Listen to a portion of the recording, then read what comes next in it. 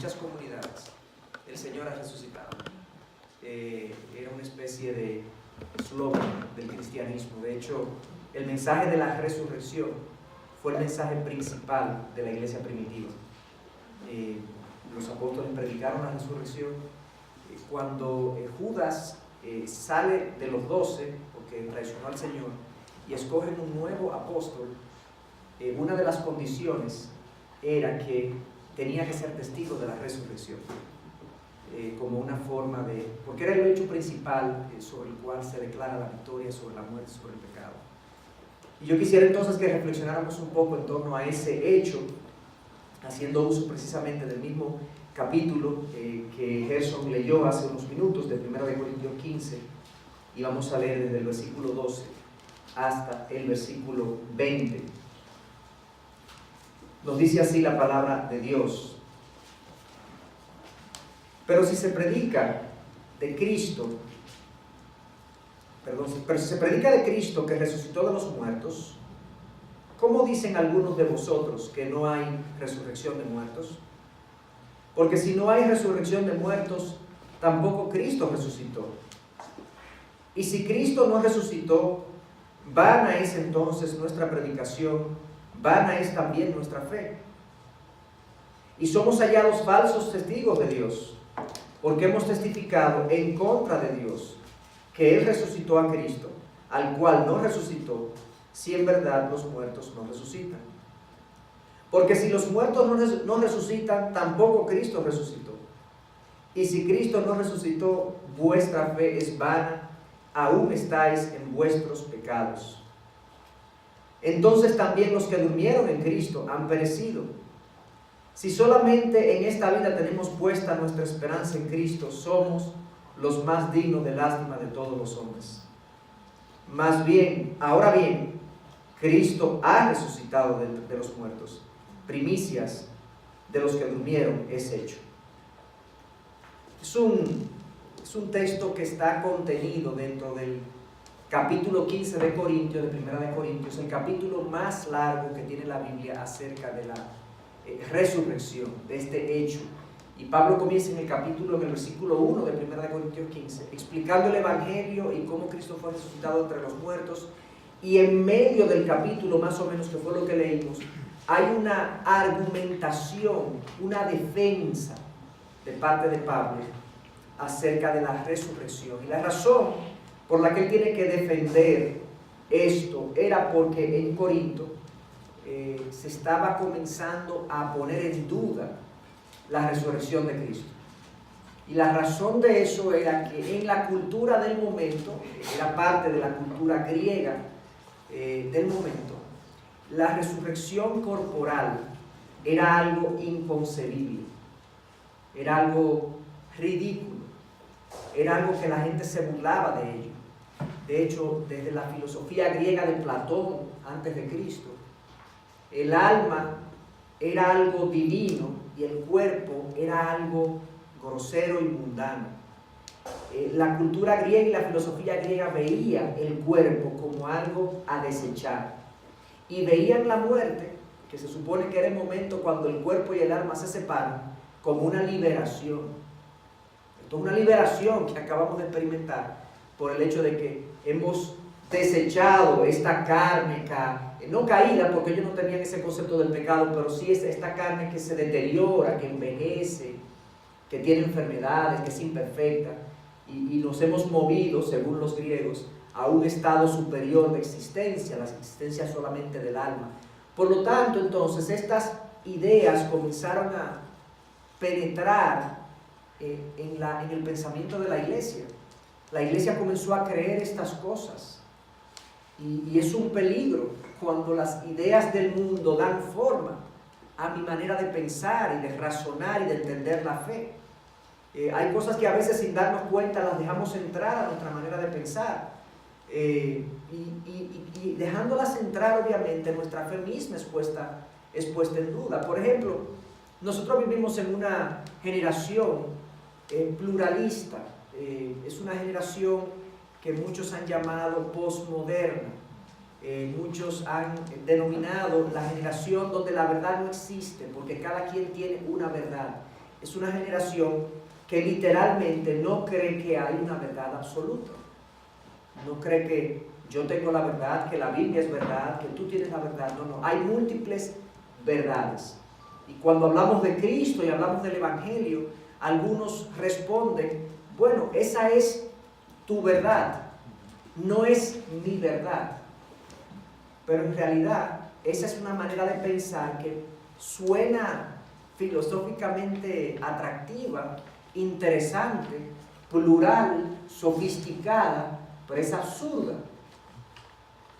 Porque la verdad, por definición, es exclusiva. Si yo digo esa pared es roja y es verdad, eso excluye que sea azul. Tú no puedes decir, bueno, esa pared es roja, esa es tu verdad. No, esa es la verdad es una.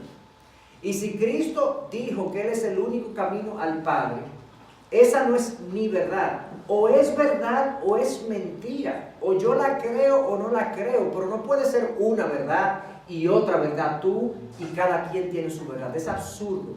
Y de esa manera muchas veces las formas de pensar del mundo se introducen en la iglesia y socavan la fe, socavan nuestra confianza. Y esta era una intromisión de la filosofía del mundo, de la forma de pensar del mundo en la iglesia, que Pablo identifica, y Pablo entonces ahora argumenta a favor de la resurrección. Y eso es lo que él está haciendo desde el versículo 12 al versículo 20. Él está presentando una serie de argumentos y está usando una forma de discutir que se llama reducción al absurdo. Pablo lleva una serie de argumentos y los presenta como absurdos. ¿Cómo puede ser que no hay resurrección? Entonces somos mentirosos. Y comienza a razonar, es absurdo. La conclusión de que no hay resurrección de muertos, su resultado es absurdo, por lo tanto no es cierto. Y él comienza y presenta al menos 5 argumentos al respecto. Fíjense, el primero de ellos, en el versículo 13, él dice, porque si no hay resurrección de muertos, tampoco Cristo resucitó. Y si Cristo no resucitó, vana es entonces nuestra predicación, vana es también vuestra fe. Ustedes han creído en Cristo. Ustedes han puesto su fe en Cristo.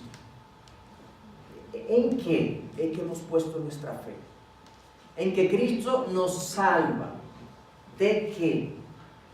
Del pecado y de la muerte, porque la paga del pecado es muerte. Pero si Cristo no resucitó, Él no conquistó la muerte. Entonces mi fe es vana. Vana, la palabra vana significa vacía, no tiene sentido, no tiene contenido. Es absurdo pensar eso si tú dices que tienes fe en Cristo, pero al mismo tiempo estás diciendo que no, que ahora tú no crees en la resurrección de los muertos. Si no hay resurrección de muertos, corporal, como ellos decían, como comenzaron a creer, entonces Cristo tampoco resucitó. Y si Cristo no resucitó, Él no conquistó la muerte. Y por lo tanto lo que tú has creído, que tú dices que eres cristiano, lo que tú has creído es vano, es vacío. Por lo tanto, cuando te mueres, te mueres. ¿Cuál es la esperanza? ¿Cuál es la fe en la que tú dices creer? Y fíjense cómo Pablo razona con ellos hasta reducir su razonamiento al ridículo. Es ridículo que tú digas que tienes fe en Cristo y al mismo tiempo sostengas que Cristo no ha resucitado. Porque precisamente la razón por la que ponemos nuestra fe en Cristo es porque Él conquistó la muerte y el pecado, precisamente.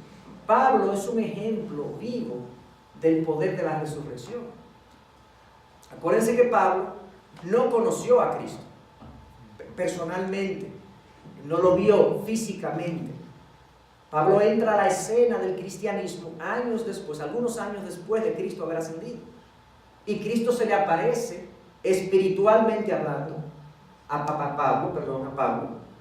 Y Pablo es cambiado de un momento a otro, en un santiamén, por así decirlo, de perseguidor de la iglesia a ser un promotor y precursor del evangelio.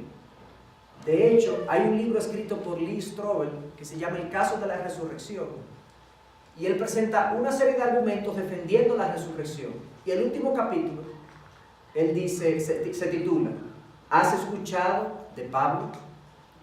Cómo Pablo, un perseguidor y asesino de cristianos, se convirtió radicalmente en el mayor precursor del Evangelio.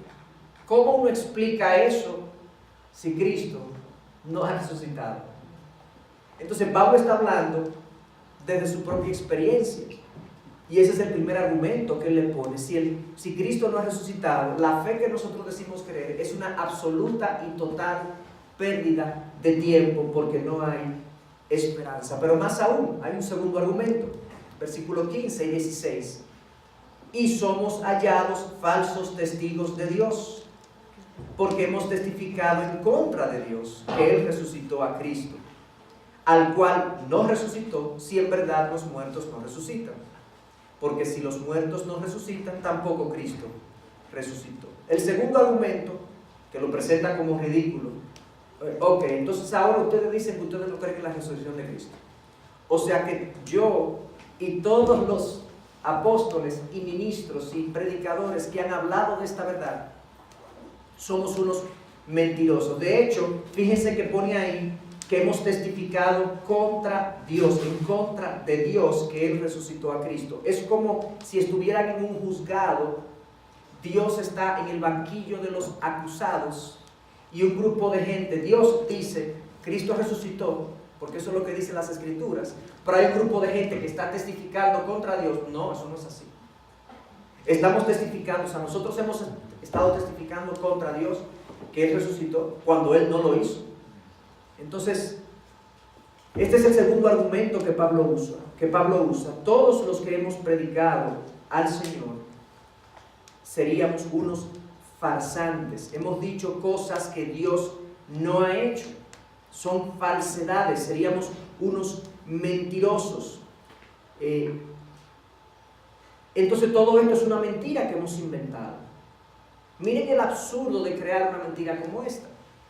Estos individuos, apóstoles, le dieron años de su vida a Jesús, siguieron a Jesús, sirvieron a Jesús, y Jesús muere. Se muere con Jesús sus esperanzas, se muere con Jesús sus aspiraciones, se muere con Jesús su fe. Jesús no ha resucitado. Vamos a suponer que Jesús no haya resucitado. Pero como ellos son unos mentirosos, ellos van a inventar todo un plot, todo un complot, todo un montaje. Imagínense esta gente dolida, afligida porque su líder ha muerto. Ellos se ponen de acuerdo y quizás afligidos y llorando. Dicen, bueno, yo tengo una idea que quizás le pueda dar vida a este movimiento. Y si nosotros decimos que Cristo resucitó,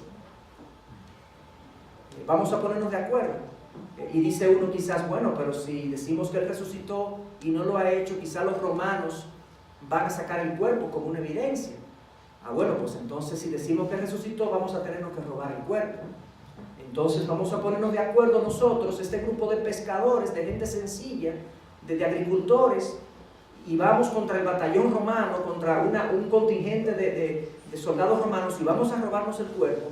Y entonces vamos a comenzar a promover que Jesús resucitó. Y vamos entonces, este es el plan. Este es el plan. Cristo no ha resucitado, este es el plan. Vamos a ir al resto del mundo, a todo el mundo, diciendo que Él está vivo. ¿Ok? Eso es lo que vamos a hacer. Y al final, si alguno de nosotros es torturado, golpeado, martirizado, recuerden, ninguno podrá decir nada nunca de que esto es mentira. ¿Ok? Entonces, ¿estamos de acuerdo? Bien, vamos adelante con nuestra mentira colosal de que Cristo no resucitó. O sea, MacArthur, citando este pasaje, comentando este pasaje, dice, estos testigos falsos habrían testificado, predicado y enseñado una mentira por la que habrían sido difamados, azotados, encarcelados, decapitados, martirizados. Sin embargo, ese espíritu de sacrificio no es la clase de material de la que están hechos los charlatanes. Las personas no mueren por preservar una mentira. Si esto es una mentira, alguien habría hecho algo, alguien se habría rendido, Pedro crucificado boca abajo, decapitado, Pablo, uno muerto en el exilio y todo el mundo manteniendo, pero Cristo resucitó y todo el mundo sabe que es una mentira. ¡Qué absurdo! ¡Qué absurdo que gente que entregó su vida por esto, sabiendo que era una mentira! Y ese es el argumento de Pablo. Y no solo eso, después hombres, después de estos hombres, discípulos tras discípulos tras discípulos que han muerto como mártires, estando seguros de lo que han predicado. En el primer siglo y segundo siglo, cuando había una persecución contra la iglesia y los romanos apresaban a los cristianos y los mataban, a veces los soldados y las autoridades hablaban acerca de este movimiento cristiano que se expandía y se expandía y crecía y crecía. Y en una ocasión un soldado le dice a su superior, y le dice: el problema con esta fe no es solamente que esta gente muere sin quejarse, es que esta gente muere cantando. ¿Cómo vencemos una fe que la gente muere cantando? Si Cristo no ha resucitado, ¿cómo muere una persona cantando? Para mí el morir es Cristo y el vivir es ganancia. El morir es ganancia, dice Pablo. El vivir es Cristo y el morir es ganancia. Porque estar con Cristo, dice Pablo, es muchísimo mejor. Estar aquí, este es un mundo de aflicción, de dolor, de problemas, de dificultades. Aún aquellos que conocemos al Señor estamos inmersos en un mundo de dolor y de problemas. Y el Señor no solo nos anunció, nos dijo: aquí tendremos aflicción, pero confiad, yo he vencido al mundo. Si Cristo no ha resucitado, wow, qué vana sería nuestra fe. Estos testigos serían falsos todos, lo cual es un absurdo. Y el versículo 17 agrega otro argumento, un tercer argumento. Si Cristo no ha resucitado, dice, y si Cristo no resucitó, vuestra fe es vana, aún estáis en vuestros pecados. Ya yo avancé un poco de eso hace un momentito, pero la muerte de Jesús paga nuestros pecados. Eso es lo que decimos, correcto. La resurrección confirma que el pago fue aceptado. Si Cristo muere, si alguien muere y dice: yo muero por la humanidad, yo muero por los pecados de la humanidad, y no resucita, ¿qué garantía tengo yo de que pagó nada? La razón por la que Cristo se levanta de la tumba es la siguiente. Cristo estableció, Dios estableció que la paga del pecado es muerte. Romanos 6:23. La paga del pecado es muerte. Pero Cristo no tuvo pecado. Hebreos 4:15 dice literalmente eso. Él fue tentado en todo como nosotros, mas sin pecado. Entonces la muerte de Cristo no fue por su pecado. Correcto. No fue por el de él, porque él no pecó. Él no tenía que morir, porque la paga del pecado es muerte. La muerte es una indicación del pecado. La forma de nosotros comprobar que todos los hombres son pecadores es que todos mueren. ¿O usted ha conocido a alguien que no haya muerto? Todos mueren, confirmando que todos son pecadores, porque la paga del pecado es muerte. Pero Cristo murió sin haber pecado, por lo tanto su muerte no fue para pagar su pecado, sino para pagar el pecado del que pone su fe en Él. Por eso es que su muerte es sustitutiva, es en mi lugar. Él murió para pagar mi pecado, no el de él, porque él no tuvo. Ahora bien, ¿qué significa que él resucitó entonces? Significa que Dios está diciendo, Dios está proclamando: Cristo no tuvo pecado.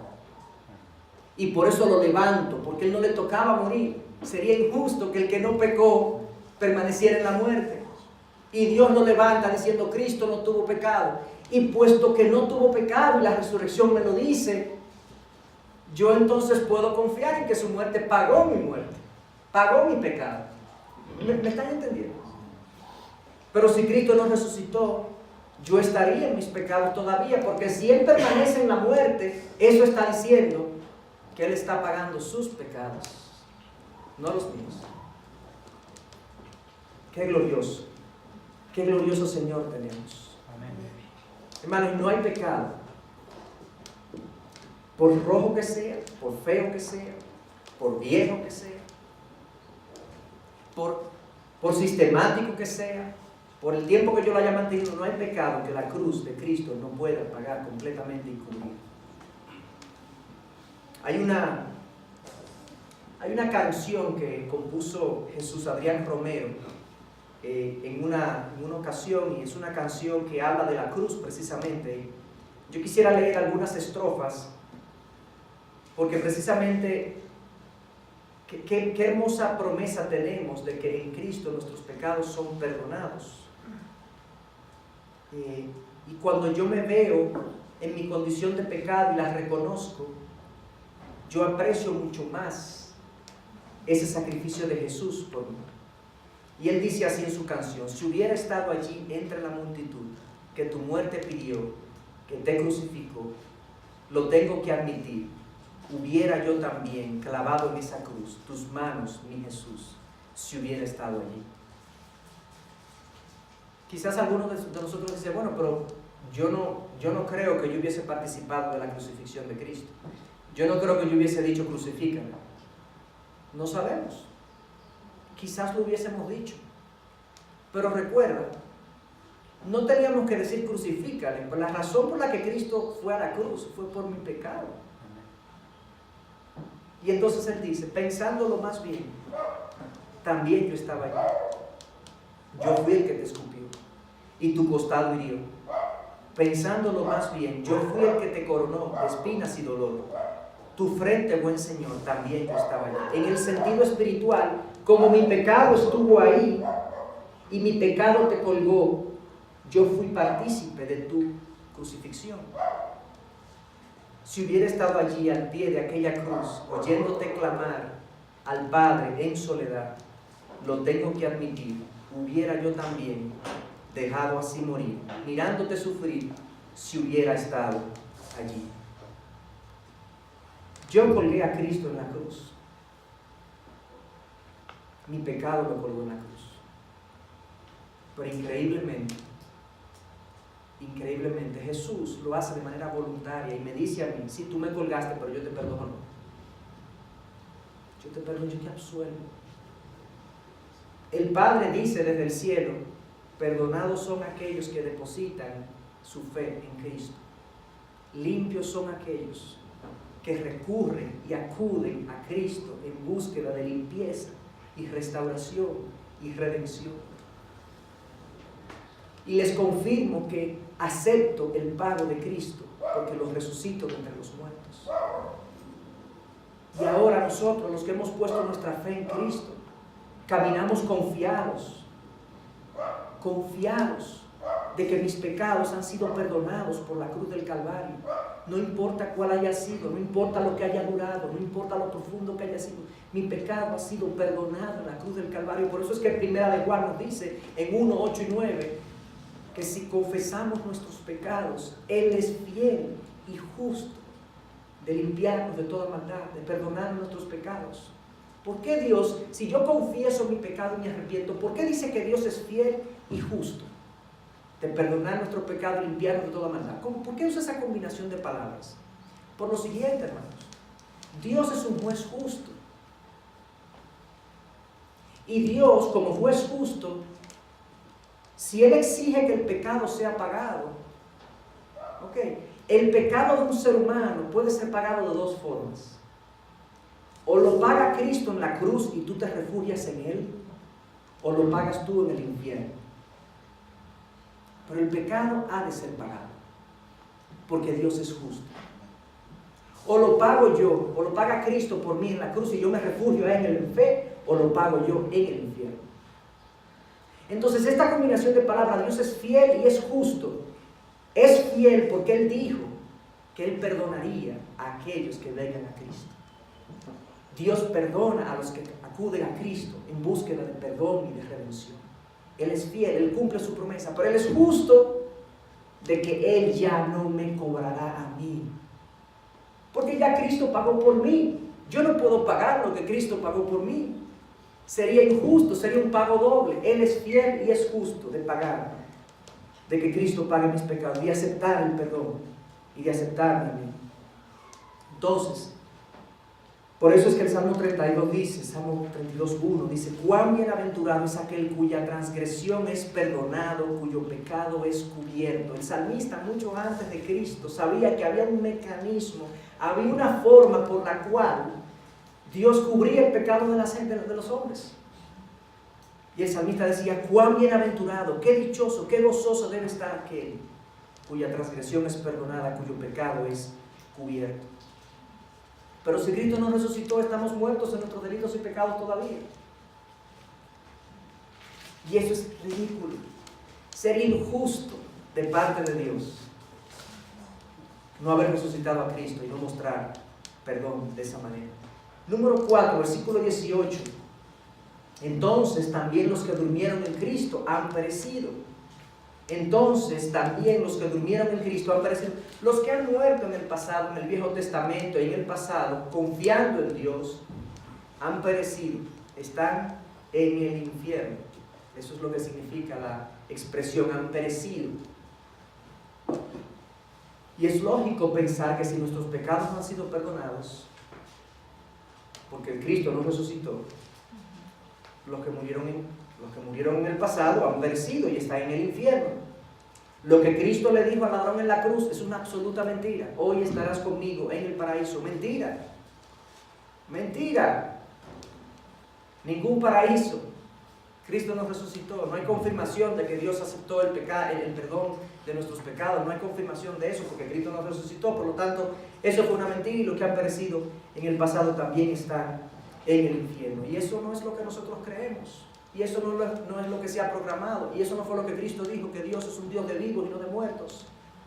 El Dios de Abraham, Isaac y Jacob es un Dios de vivos y no de muertos, de gente que está viva en su presencia, contemplando su gloria. Y como dice Pablo, que cuando estemos ausentes en el cuerpo, estaremos presentes en el Señor, muerto aquí, vivo allá. Y cuando Cristo se acerca a la familia de Lázaro, que viene la gente llorando y demás, María, ¿crees que yo puedo hacer esto? ¿Crees que yo puedo hacer esto? Yo soy la resurrección y la vida. El que cree en mí, aunque muera, vivirá. Pero si Cristo no ha resucitado, entonces todas estas cosas son mentiras. Esta gente está en el infierno. Todas estas cosas que Cristo dijo son absurdas. Versículo 19, el quinto argumento. Si solamente en esta vida tenemos puesta nuestra esperanza en Cristo, somos los más dignos de lástima de todos los hombres. Entonces, hermanos, si todo lo que hemos dicho anteriormente es así, que Cristo nos resucitó y estamos en nuestros pecados y los que han muerto están en el infierno, y nosotros hemos confiado en Cristo y nos hemos propuesto obedecer a Cristo, obedecer su palabra, vivir según sus mandatos, sin tener ninguna recompensa futura, nosotros somos dignos de pena somos, que esa sea nuestra realidad. Si a mí me dijeran que no hay resurrección, que no hay vida después de la muerte, yo no estuviera aquí, en este momento yo no estuviera aquí. Yo estuviera, no sé, vacacionando en algún sitio, pasándola bien. Pero lo increíble es que puesto que Cristo ha resucitado y nos ha dado nueva vida, ahora pasarla bien es estar aquí. Ha redefinido el gozo de la vida. El gozo de nuestra vida está redefinido por el Señor. Y entonces estamos aquí, de ahí que el Salmo 1, que es el Salmo de Salmos, dicen que el Salmo 1 es el resumen de todos los salmos. El Salmo 1 dice: bienaventurado el hombre que no anduvo, que no escuchó el consejo de los impíos, ni anduvo en el camino de los pecadores, ni se sentó en la silla de los escarnecedores, sino que en la ley del Señor está su deleite, y en ella medita de día y de noche.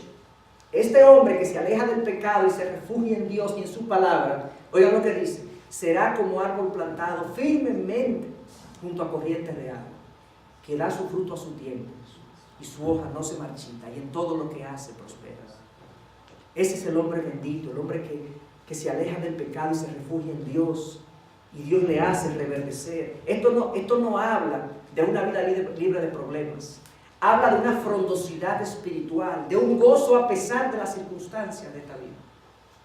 Ese es el tipo de hombre que se refugia en Dios. Pero si Cristo no ha resucitado, nosotros seríamos los más dignos de lástima, porque hemos puesto nuestra esperanza a un Señor que dijo vencer la muerte, que no la venció nada, y nosotros haciendo sacrificios sin ninguna esperanza futura. Entonces, después de dar todos estos argumentos, Pablo dice, en el versículo 20, ahora bien, Cristo ha resucitado. Primicia de los que durmieron es hecho. El primero que se fue al alma. La realidad es que Cristo ha resucitado. Y no somos dignos de lástima. Y los que murieron en Él no están en el infierno. Y nuestros pecados han sido perdonados. Y los apóstoles y mártires de la fe no son unos mentirosos.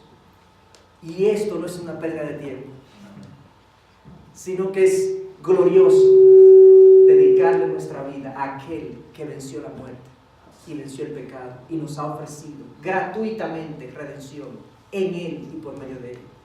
Qué glorioso mensaje tenemos nosotros que predicar. Qué gloriosa verdad tenemos nosotros en nuestras manos que contarle al mundo que en Él hay vida, aunque muramos, hay vida en Él. Y ese poder de la resurrección, hermanos, ese poder quien resucitó a Cristo de entre los muertos, dice la Biblia que fue el Espíritu Santo. El Espíritu Santo resucitó a Cristo de entre los muertos. Y según Romanos 8, versículo 11, ese Espíritu habita en mí. Si yo he puesto mi fe y mi confianza en Cristo y me he refugiado en Él y he nacido de nuevo, el Espíritu que resucitó a Cristo de entre los muertos vive en mí y me da la capacidad de vivir una vida nueva, una vida distinta, una vida que responde a otros criterios, a otros intereses, una vida con un nuevo poder. Antes yo no podía lidiar con muchas debilidades de la carne. Ahora sí yo puedo lidiar porque el Espíritu que habita en mí, que dio vida a Cristo, me capacita y me habilita para vivir una vida en victoria sobre el pecado y sobre la muerte. Por eso es que se llama, el tipo de vida que nosotros estamos supuestos a vivir es novedad de vida. Una vida nueva, diferente, distinta. Al punto que lo que pasa en un hombre y en una mujer internamente, cuando viene a Cristo, de manera genuina, es un nuevo nacimiento. Tú has nacido de nuevo cuando eso ocurre. Se te ha dado un nuevo corazón, una nueva mente. Así de radical es el encuentro y la rendición ante nuestro Señor, el encuentro con Cristo. Así de radical lo describe la Biblia. Oye, tú eres una nueva criatura. Las cosas viejas pasaron, aquí todas son hechas nuevas. ¿Cómo ocurre eso? Por el poder de la resurrección. Porque Dios, a nosotros que estábamos muertos en delitos y pecados, nos ha llamado a la vida y nos ha resucitado espiritualmente para nunca más morir. Para nunca más morir. Espiritualmente nosotros hemos resucitado como Cristo resucitó corporalmente. Porque fíjense lo siguiente, en los días de Cristo, de Jesús, Él trajo a la vida a algunas personas. Lázaro vino a la vida por medio de la oración de Cristo, correcto. Pero eso no es una resurrección, aunque le llamamos así. Porque Lázaro volvió a la vida, pero volvió a morir. Más adelante, años después, Lázaro volvió a morir, lo enterraron otra vez. Qué cosa, pasar por esa experiencia 2 veces, pero bueno, le tocó a él. Cuando Cristo resucita, Cristo no vuelve a morir. Cristo resucita y reina eternamente y para siempre. Eso es lo que dice el libro de Apocalipsis, capítulo 1, que Él es que está sentado a la diestra de Dios y reina eternamente y para siempre. Nosotros, cuando somos traídos a la vida para nunca más morir, espiritualmente hablando. Y moriremos físicamente, pero como hemos muerto en Cristo, el que muere en Cristo, aunque muera, vivirá. Tenemos vida. ¿Y cómo yo sé que eso es verdad? Porque Él resucitó. Él resucitó. ¿Y cómo yo sé que eso es verdad? Que Él resucitó. O por lo que acabamos de decir. ¿Y ustedes creen que esto es una farsa? ¿Ustedes creen que esta gente murió por una mentira? ¿Ustedes creen que...? Para nada. Gloriosa esperanza tenemos en el Señor. Que el Señor sea con su pueblo y con su iglesia. Oremos. Oh Señor, gracias